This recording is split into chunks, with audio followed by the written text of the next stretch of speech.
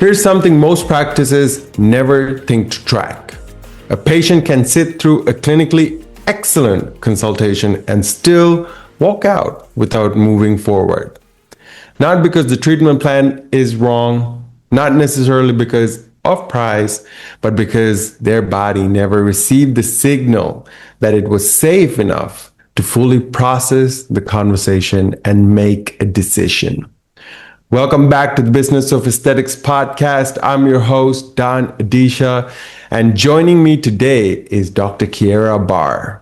Dr. Barr is a double board certified dermatologist, somatic trauma specialist, author, educator, and the founder of the Center for Mind Skin Medicine.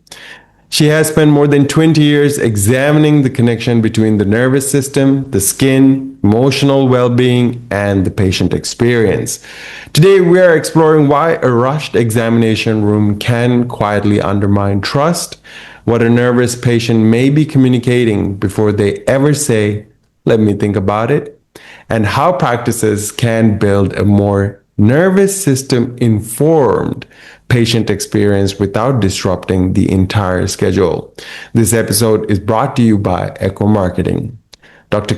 Barr, welcome to the Business of Aesthetics podcast. Thank you. Happy to be here. Now, Dr. Barr, you have spent years looking at how the nervous system responds to a room, a provider, and even a diagnosis. Was there a particular moment when you realized that a consultation could go clinically perfect and still fall apart, not because of the treatment plan, but because of what was happening inside of the patient's body? Yeah, before my own health fell apart and I started having to do this work, no, I wouldn't have known. I would have thought that it was something, maybe outside of what was happening in the exam room, right? Rather than the communication and connection between. And I think that's one of the biggest lessons to learn is that you can give a perfectly wonderful explanation, break it down, give them all the information that they need. But what we don't realize is that outside our conscious awareness, our nervous system is always asking one singular question. Am I safe? Is this life-threatening? Do I need to, go into protection mode? And if the answer is this isn't safe, that person's nervous system shifts state and goes into more survival physiology right during that conversation. And you can see it happen if you know what to look for. Right. So talk to us a little bit about this survival physiology. What is it and why do we not want to get there? Yeah, I think the most important thing is, you might wonder, why does this matter for skin or aesthetics or anything like that? And I think it really goes back to the science, right? Yes, we're talking about the business of things, but why this kind of threat detection system is so important for the business of aesthetics is that the nervous system and the skin are intimately connected, embryologically linked. So in utero, right, these tissues, these organs were formed from the very same layer of tissue. So they've been communicating with each other in utero, and that communication never stops. So for instance, if you're talking to a client or, during a consultation, and you notice that they start to flush, or while you're talking to that client, all excited about the latest and greatest, and you want to make a good impression, but your palms are sweaty, your pits are sweaty, that is your nervous system state becoming visible on the surface. That is real-time mind-skin connection. Yeah. And that's not a problem, but it's letting you know that your nervous system has shifted into what we call a mobilized state. The sympathetic nervous system has turned on, that fight or flight response. Yeah. Mm. And so I think it's just, we can feel it in ourselves first. And I think that's what helps make this feel real. So we can maybe notice it a little sooner in the person sitting in front of us. Now, you mentioned earlier on that a patient considers whether if a treatment is safe, or rather, am I safe from this treatment? Is this life-threatening? If we are aware of that in the consultation room, or rather, is this something that you always need to address in the consultation room, irregardless, or is it only when you notice they're breathing a bit, or perhaps your own, as you mentioned, palms are a bit sweaty. You're seeing your skin might be feeling that tension first before your mind catches on to it. Right, exactly. So goosebumps, the flush, the warmth, that's kind of letting you know things have already happened. But I would say it needs to happen every single time and before you even walk into the room. Yeah. Because um, how a nervous system, before it takes in what you're saying, it's taking in your quality of presence. A nervous system stuff. I mean, we're talking about nervous system. It seems like very abstract, but right, we engage in relationship all the time. There are certain people when you walk in the room, you felt a sense of ease. You're like, oh, that's my person, that's my vibe, versus someone you feel a little bit high alert, right? What's the difference? What is the difference in the way that their body language is, how the pace or the prosody, the sing-song quality of their voice, right? How their gaze is. These are all things, all cues that our nervous system is picking up all the time. We've all been doing it our entire lives, right? But it makes Right. a really big difference in the consultation room because I presented at the Aesthetic World Congress about trauma and the exam room. Yeah. And I was really surprised to come across the statistics across multiple studies. Upwards of 90% of individuals seeking aesthetic procedures have a history of trauma. And trauma isn't in a singular event per se. Trauma is how an experience um, impacts our capacity to adapt, right? We're wired to adapt to stress. But if a stressor is overwhelming to our system, we can't bounce back as easily, right? We shift into this fight or flight, this survival physiology, and we can oftentimes Mm. get stuck there. So when we talk about is something safe or unsafe, it doesn't, it's not always you, the individual, it's does your presence, the way you're standing, the voice, the pace, the maybe the sense of felt pressure, does it feel Mm. like, smell like, sound like something from their past that now is reactivating something inside that exam room with you, right? So we have to be Mm. very mindful of that because why are people coming for an aesthetic procedure? There's something about themselves that they want to maybe enhance or they have shame about. It's a very vulnerable experience. So Uh, when, yeah, go ahead. no, I no, was no, just please continue. I was just going to say that when we are approaching our consultations, a potential client, they're already feeling something about themselves that might need to be fixed. Yeah. So if we can approach them from a sense of like, there's nothing about you that needs to be fixed. How is this impacting you? So that they feel seen, they feel understood, right? Because why, especially the individuals who keep coming back for multiple procedures, despite technically, chef's kiss results, um, that is not vanity oftentimes.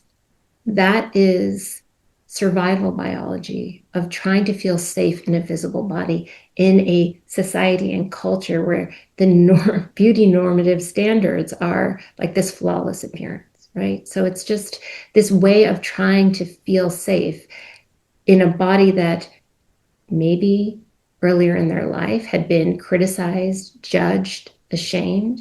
So when they come into your room, it's really important to create a environment where they have a different experience than they've had before. I love that. I love that. And it frames I mean, it frames a lot of what we do in the aesthetics industry perfectly, right? Because we deal with confidence, I feel like, right? A lot of that comes down to all these treatments, since they're elective, comes down to a treatment of confidence in one way or another. And what you just framed there, 90% who are coming in for those treatments have experienced trauma of some sort. Makes sense. It's surprising, definitely, but interestingly enough, it makes sense. It does make sense. And so much of trauma happens in relationship, right? In childhood, where maybe we were told to buck it up, suck it up, don't cry, don't talk, make yourself small, right? And so, what is happening inside a consultation room? That's a relational dynamic, right? Hmm. So, we have an opportunity. Dr. Dan Siegel shared his work was not based on aesthetics, but he said that healing happens in relationship when people feel safe, seen, soothed, and secure. Yeah. Which means that when someone's coming to you with a very vulnerable like ask, they feel like there's something to fix about themselves. Helping them feel safe, soothed, seen, and secure doesn't mean that you have to magically like overhaul your entire practice, but it means that you need to check in with your own nervous system first. Are you feeling harried or rushed? Can you place a hand on your chest and just slow things down for 30 seconds? Take a deep breath. So when you enter that room, you can be a calming presence because that person is probably already feeling nervous or worried. And we come into this world not knowing how to regulate ourselves. We always have been, wired to borrow the anchored and grounded nervous system of another. And that client, when she comes into your office, that is what they, or he, she, they, whoever is coming into your office, that's their expectation that you're going to be able to hold them, that you're going to give them that certainty to help them feel held and seen. And if that is missing, right, Hmm. that survival physiology is going to get turned on. Okay. Now, let's talk a little bit about some signals that we can see from across the table, right? So when someone's nervous system begins moving into alarm mode during the consultation, what does that actually look like from a provider's perspective? What are some of the commonly missed signals before the patient ever says, let me think about it? Yeah. So alarm doesn't always look anxious. Oftentimes it does, right? Maybe their breath can be shallow. Maybe you're noticing they are a little bit tense. Maybe their shoulders are up to their ears. They're apologizing repeatedly, excessive reassurance seeking. That could be kind of that fight or flight response, that sympathetic nervous response. But when that, if we don't feel like we can fight, we can get away, the next level of survival physiology is to slow things down and to conserve energy in service of our survival, right? We need to like almost how a possum plays possum, plays dead. We slow things down. So someone who has gone into alarm mode may all of a sudden become very quiet or looking around. Their affect has become a little bit more flat. Yeah. So it doesn't always have to look hyper. Mm, Actually may look like they've kind of disconnected, maybe withdrawn. It may feel like mm, you're feeling a resistance mm. in the experience, They seem disengaged. disengaged, disconnected. Right, right. So during a moment, or rather, I think there were a couple of examples over there, if you don't mind. What can we do for each of those examples when we see them excessively apologizing or seeking excessive reassurance, or when they're disengaged? I think those are like three different examples. I would love to hear how we Yeah, can approach those three. I think number one is when you notice it, first check in with you, right? Ground Oh, yourself first, right? because it's this relational field, right? So if you can check in with yourself, you're going to be able to hold a little bit more space for the other person. So first, just check in with yourself, maybe take a breath, and then even name it. Like, hey, like I'm noticing, right, that maybe you're looks like you might be. I know I'm noticing, or you can even start with yourself. Like, I notice I'm holding my breath a little bit as we're talking about this, feeling the energy is amping up a little bit. I just want to check in with you. How are you doing? Right? I mean, it doesn't have to be very scripted, but I think not bringing attention to it to shame anyone, but just even bringing awareness of like, do we need to slow things down a little bit?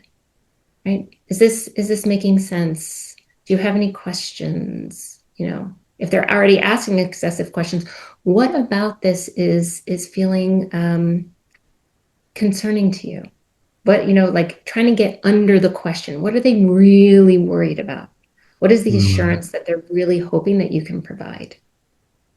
So mhm, I think the most important thing is to be curious, to be really mhm, curious, not jump to conclusions, but trying to understand what is happening for this person. First, let me see what's happening inside of me. Am I feeling amped up? Am I feeling anxious? Is my pace going a little bit faster? And if you can slow yourself down, then check in with them.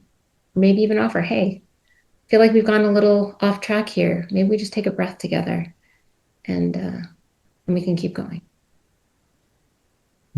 I like that.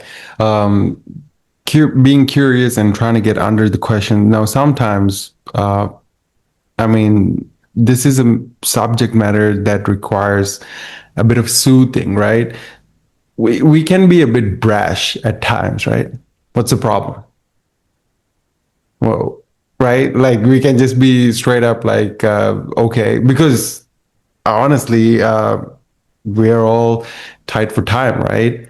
Although it's a consultation, it's booked, that's booked off, but still we are trying to ensure we get to the close as quick as possible and try to ram through whatever barriers they might be having. Why why is that a problem? Or is that a great tactic? I don't know. Dr. Barr, weigh in on this. I think it really depends on the individual, right? What is the dynamic? There are some people who come in and be like, tell it to me straight. This is what I need to know. Don't mess around. Great. They've already demonstrated what their communication style is. They just tell me what to do. I'll do it. Great. Easy, right? But we're talking about when it's that, someone may have a lot of concerns and worries, and understandably so. And Mhm, so that tactic won't work as well. So instead of like, mhm, what do you need to fix is, also for better outcomes, right? If someone is constantly reassuring, no matter how much reassurance, they may still be dissatisfied. And really, word of mouth and referrals is really important. You want someone to be satisfied. So again, curiosity comes into play here, right? If you were to do this procedure, what is the outcome that you hope to achieve? What is it? What mhm, is the transformation that they are really looking for? If they are saying, this is the thing, if I do this, my life's going to be completely different, my relationships will be amazing, that could be a little bit of a potential red flag too, right? Because injection of a filler or a laser isn't going to be able to solve those real problems. And I think it's really important to know that up front and ahead of time. And you only can find out that information is if you ask questions and you be curious, right? What about mhm, this? What is it about this particular procedure that is of interest to you? What is it that you hope will become possible after you have this done? And mhm. it can give you some clues about, okay, well, how do I need to communicate the benefits of this and the value of this to this person? Or is this absolutely not the right time, not the right treatment? Is this not a client that I actually want to proceed with? Okay. Now, I would like to build on that answer, right? When we talk about that rushed examination room, um, how can those conditions push a patient towards shutting down, even when that person arrived genuinely interested in the treatment? Yeah. I think there's a few different reasons. I think this really speaks to therapeutic presence, right? They came in genuinely excited. And again, if there's any moment during that interaction, if they don't feel safe, they don't feel seen, they don't feel secure, they don't feel soothed, right? That survival physiology may get activated. So I think it always begins with the provider of making, and it doesn't mean it's going to have to derail the visit or take a lot of extra time, but checking in with your breath, your pace, the eye contact, what's happening with them, and again, being curious if things seem to have gone sideways, just checking like, hey, I'm noticing there's been a little shift. What's did something shift for you, right? And they can say, well, when you said this, it made me feel X, or I don't understand. I got lost in that description. And it just provides an opportunity for increased communication, because that's what this is all about. This is a relational dynamic, and relationships can be nuanced, and oftentimes in the aesthetic relationship, there's an opportunity to help create a different experience, a positive, different experience for someone who may have had years or decades where they didn't have that support, right? So being in that exam room creates a beautiful opportunity, not that you have to be their therapist, but you can create a felt sense of presence for them that helps them feel differently, like supported in something that's very vulnerable for them. Opportunity for increased communication, right? I really like that line over there. And because earlier on, you also mentioned that a lot of the trauma that you found out uh, was coming from trauma in relationship, right? Trauma in relationship, what I can genuinely understand from that is there a lot of miscommunication must have gone down for that to happen, right? So you're almost treating that, but of course you're not. But at the same time, why not? And here's my question here, right? Safe, seen, and secure. I've heard these over and over and over and over in a lot of our conversations. But soothe, really new to me. Why is that important? What do you mean by soothing? Well, it could be a felt sense of feeling soothed, right, by someone's tone or their pace or just the reassurance. But also in an exam, oftentimes in an aesthetic consultation, there may be a physical exam of sorts, right? Touching of the skin and the face. And so this is where we could take the word soothing quite literally. The skin it's an amazing organ. Not only is it directly connected to, the nervous system and the brain from a way of communication, visible signs and symptoms, but through touch, actually, the skin is studded with these incredible sensory nerve endings that communicate directly with the emotional regulation centers of the brain. Yeah. And so we learn safety in utero through touch, through the amniotic fluid that, the lanugo hairs on the surface of the skin to skin contact when we come out after postpartum, and then growing up, right? The skin is where someone either touched you with care or maybe with aggression, or didn't touch you at all, or was unwelcome touch. So I think this is also an important thing, because you are laying your hands on someone.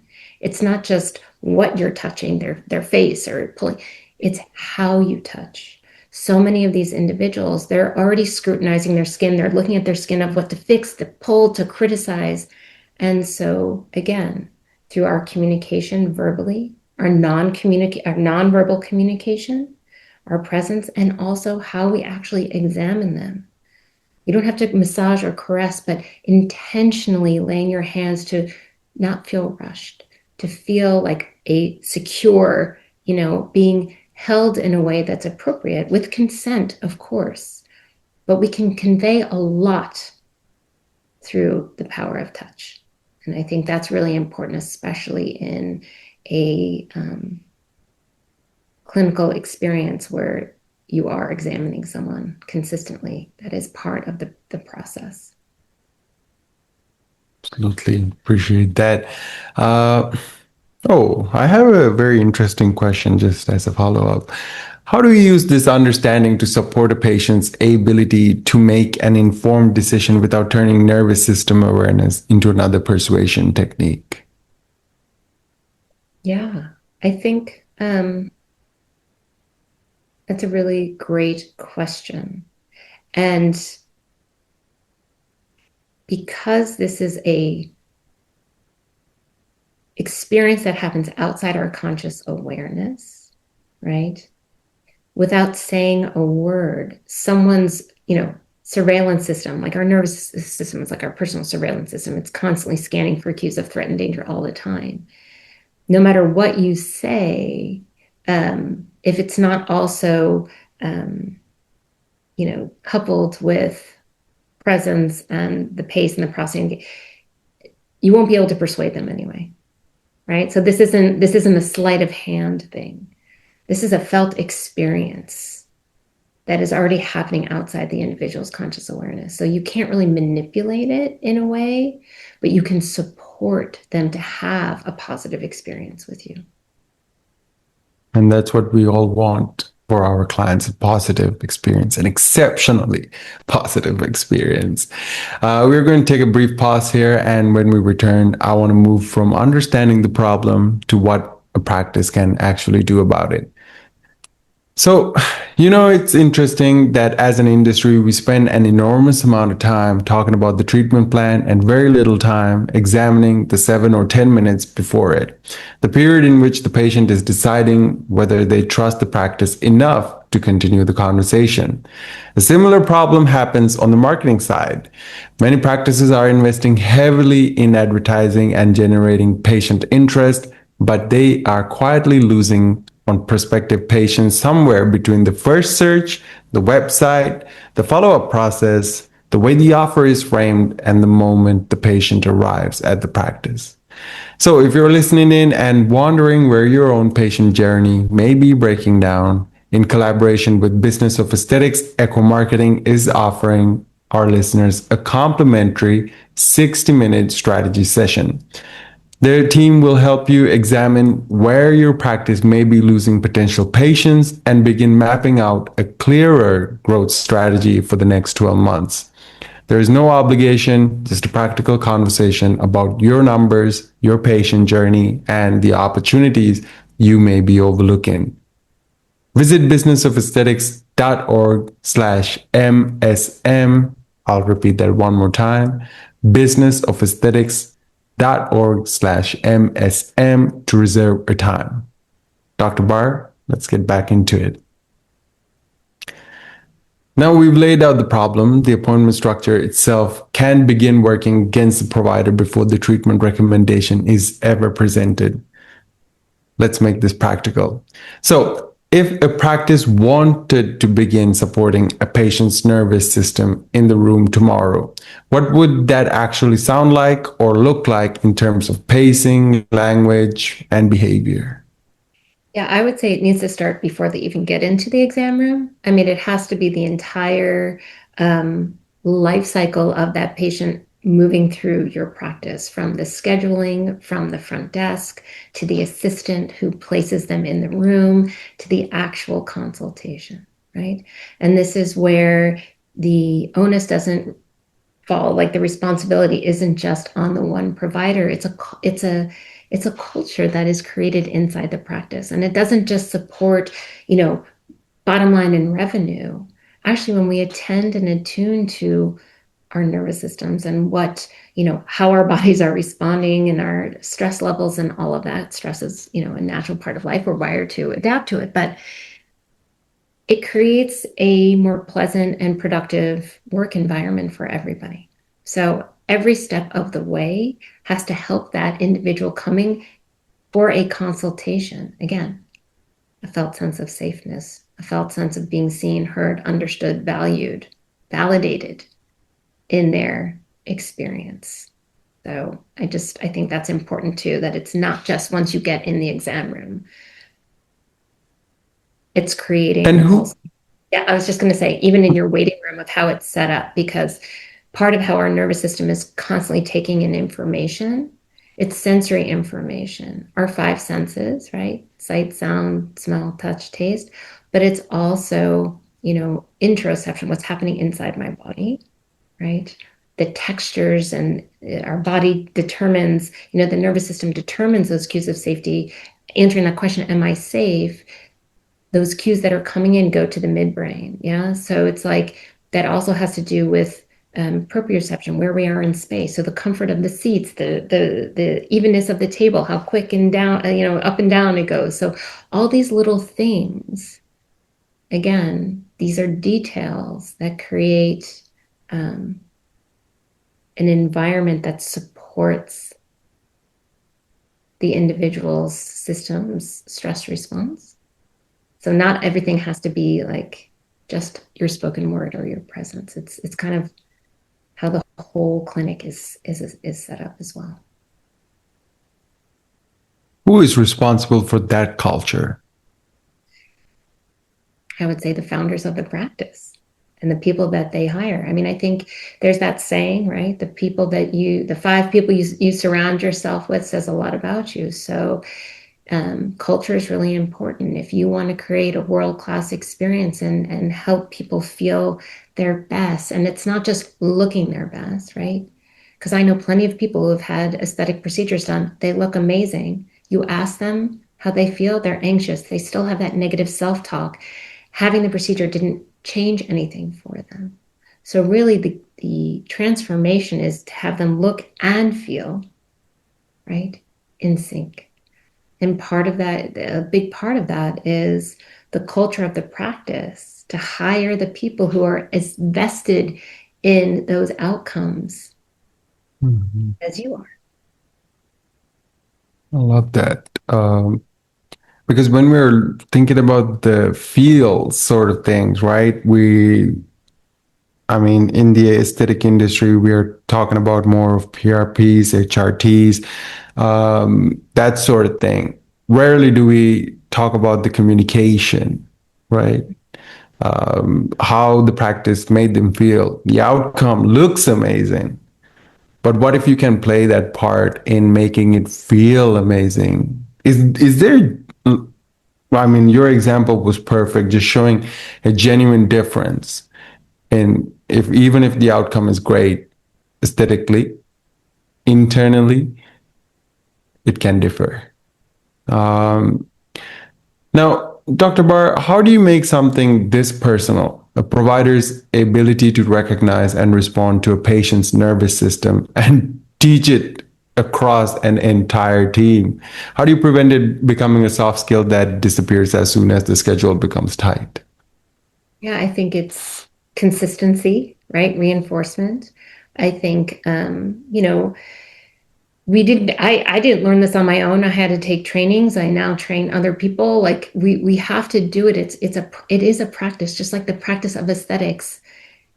There is a practice for practicing presence. Like that is a core part of it. And so I know there are some teams, especially in the OR, they do a huddle before they do the procedure, right? Taking a mindful moment, right? We're kind of getting everyone on the same page.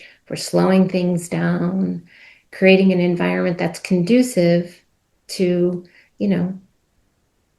supporting the process at hand, helping someone feel safer, secure, hopefully help us pay attention with intention, fewer mistakes. So I think it's something that is, it is a practice to be done day in, day out, and reset before every patient, right? And it doesn't take long. Literally, you can see like it's instinctive for me to place a hand, because the power of touch is so significant, right? Just letting you know, like, all right, we're behind in schedule. That interaction didn't go the way I wanted to, but I've got a hand on me saying, like, I got you. It's okay, right? We have to remind our own nervous system, like, it's all right. In this moment, you're all right. Let's reset, shake it off if we need to. Let's go into the next room, right? So that you walk into that next room and you're ready for whatever happens next. We are wired to adapt to stress. Stress is always going to happen. Running a practice, an aesthetic process, a cash paid like that is a lot of stressors happening all at once, a lot of moving parts. So it's just consistency of practice, like nothing, resilience isn't always like the bounce back and always staying calm. Regulation isn't about calm. It's how quickly and with how much ease can you return to your homeostasis, right? We are going to get anxious. We are going to potentially shut down, but it's that awareness of, okay, I just noticed. I just noticed that I was there. How can I bring myself back so I can show up for my employees? I can show up for this client in front of me, that I can show up for myself. So it's a practice on purpose. You don't have to get this perfect. You don't have to overhaul everything, but we very rarely pay attention to our breath, to the pacing of our voice, to whether our shoulders are up at our ears all the time, right? And letting them down, right? It's these simple things that we forget how impactful they are in establishing an environment for better relationships to be fostered, which turns into patients who want to move forward oftentimes, or who feel satisfied. Because even if the result isn't technologically perfect, things happen, adjustments need to be made, they feel held and they feel taken care of, and they're going to come back to see you. There we go. Better relationships, better business. That's what we want at the end of the day. And honestly, Dr. Barr, as you were mentioning that, I also tried to, put my hand over my heart and just feel that, honestly, it felt good, but right for a second there, right, I took a breath. I also felt immensely vulnerable. Like, you're also there, and but it later on, as you mentioned, all the great benefits, I also felt it, right? I felt a little bit more of my breathing. I felt those shoulders are stiff, so let me relax them a little bit. And as I was doing that, you were just saying it, right? What do you have to say about that vulnerability that a provider or anyone in the practice as staff members might feel if they were to put their hand over their chest just to catch a breather, because we're not a culture that appreciates weakness.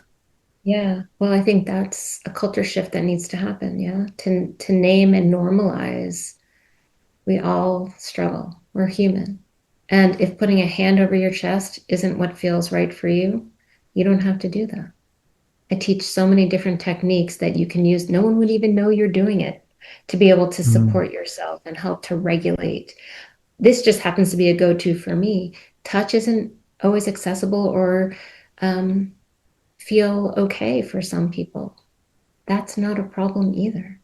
There are many different techniques that you can use to support yourself. And that vulnerability, right? Brene Brown, like, vulnerability is courage. If you can say, like, I'm feeling a little uptight, I'm feeling a little stressed, I'm feeling a little bit anxious about this. What are you noticing? Sometimes it gives someone permission to be like, oh my God, I thought you would never ask. Like, can we just take a minute?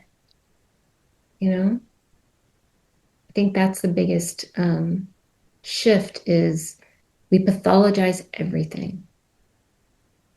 And a human experience is very complex. It's normalizing. Of course, You may feel anxious at times. Of course, you might feel angry. I would hope you do. All emotions are welcome. And I think in an aesthetic practice where there's inherent vulnerability of telling someone, I don't like this about myself, to then be received by someone to say, all right, well, tell me a little bit more about that. What about it don't you like? What are you hoping that if we do this will change? That lets you know, okay, maybe do they have a therapist? Do they need to work through this first? So you can be honest with what your scope of practice is and the benefits and the transformation that you can offer, because it might be a both and. Oftentimes it is a both and, knowing who this clientele is, right? We all should be in therapy for the most part, right? We all can benefit from having a safe, supportive other to help us feel that we're okay and we're doing the best we can. So that vulnerability is, I think, to be celebrated. I think so too. And we have arrived at the end of our session here, Dr. Barr. Where can our listeners learn more about you and your work?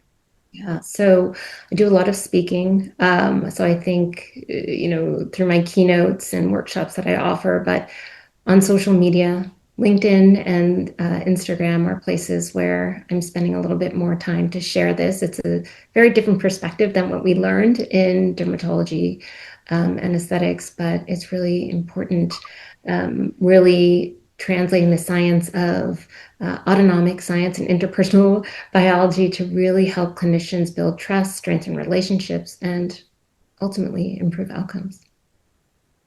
Well, thank you very much, Dr. Kiera Barr.